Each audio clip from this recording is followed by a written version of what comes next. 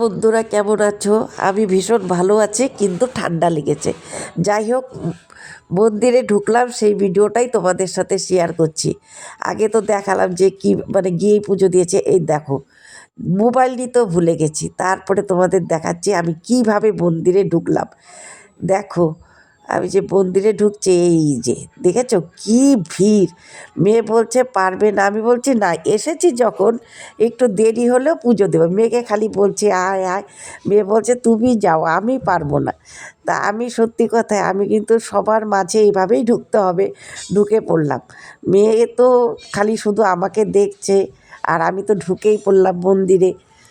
মেয়ে আমার বলে বলে তুমি পারো, যেহেতু এসেছি পারতে তো হবেই।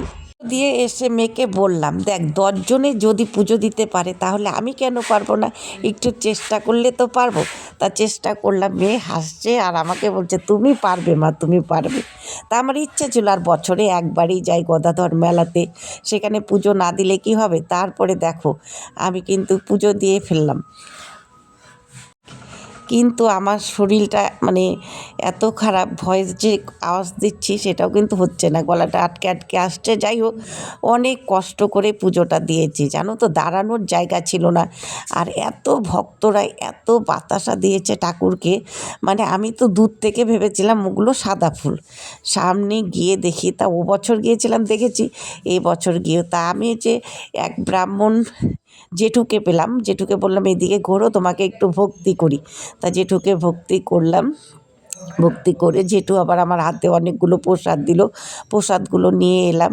নিয়ে এসে আবার আমি অনেককে দিয়েছি, সেটাও তো তোমাদের দেখিয়েছি ভিডিওর মাধ্যমে।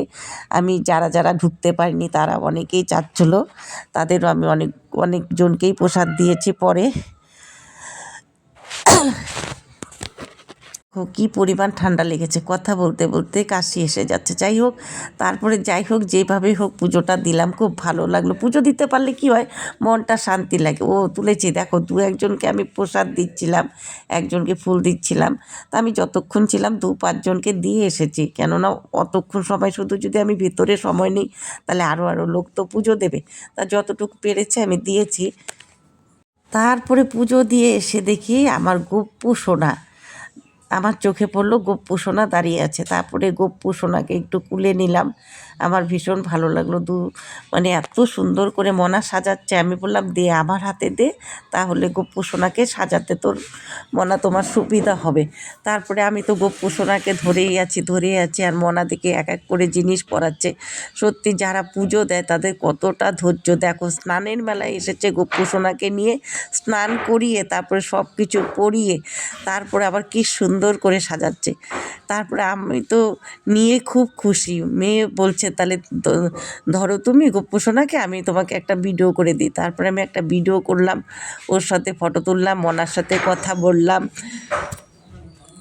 মনার মার সাথে কথা বললাম। যেহেতু আমি চিনি না, কিন্তু আমার গপ্পু সোনার দ্বারাই পরিচিত হয়ে গেল, চেনা পরিচয় হয়ে গেল, কথাবার্তা হলো। তারপরে মনার গপ্পু সোনাকে মনার হাতে তুলে দিয়ে এলাম।